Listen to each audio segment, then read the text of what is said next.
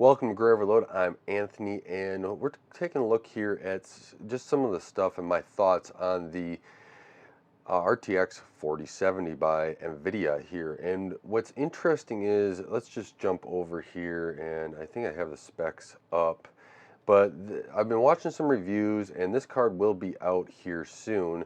And so you'll see it's roughly from the 4070 Ti, which is already out, we get about a 20% reduction in performance, and that's pretty much kind of where it lines up. It's competing with that 3080, the 6800 from AMD as well, and you'll see that it starts at $599, so 600 bucks. Comes out tomorrow, and this is just for the base model. Nvidia also has a base model for this, and it is very welcome. We're finally starting to get down in that $600 range now.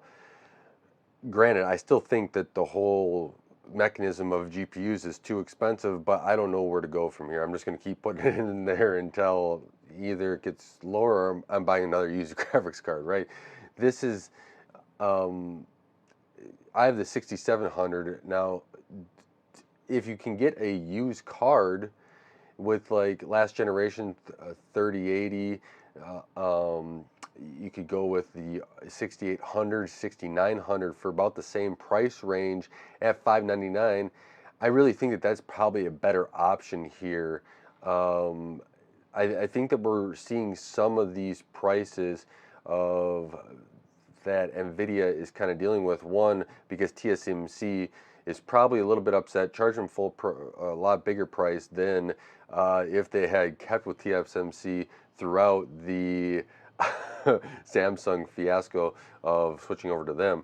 But we'll see how that all goes, right? You have DLSS 3.0, you know, you have all the normal kind of specs of things. And overall, you know, it seems like people are using FSR, DLSS. I'm not a I can see the usefulness of these, especially if you have lower power systems and you want to go through. Now, for me personally, that's not a huge selling point because I'm trying to get the best graphically looking gameplay that I want, because when I go and play a game, I want it to be enjoyable and you know, something eye candy to look at. So I'm not one of those super fast, you know, gaming. I want smooth gaming, but I want, you know, high in quality. So, you know, I understand people that like DLSS 2.0 FSR, that want that, you know, which if I were to play on, let's say, a thinner device, not as powerful, I think that that would be a huge benefit to this overall. So those are some of the things that I'm keeping in mind. Now, Nvidia has some performance metrics here, and take it with a grain of salt. Go look at third-party reviews, because some of these are all over the place. But you know, they do push DLSS, ray tracing. You do get those features. But you know, my thoughts is that if this is a card for you, like, you know, depending on what you're playing with, you have 12 gigs of VRAM, which I think is pretty much a minimum right now. Not if you're kind of entry level, but let's say you are, you know, want to play with some sort of quality. You play a lot of AAA titles. I think we're going to start seeing more and more RAM growth here as we go forward, especially in game development. We're starting to see more and more of that through different developers. And I think that this is just another stepping stone for that. So, you know, you have your everything else that comes with the 4090 down in the 4070.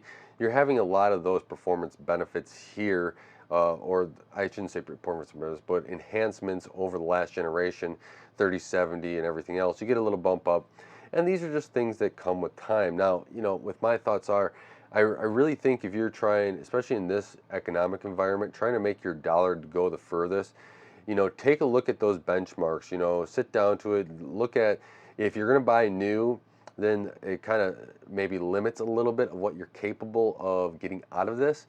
But if you're willing to go used, you might be able to find a deal where it's more in line with going with a 3080, maybe even a 3090, depending upon what the deal you get and where the price is at.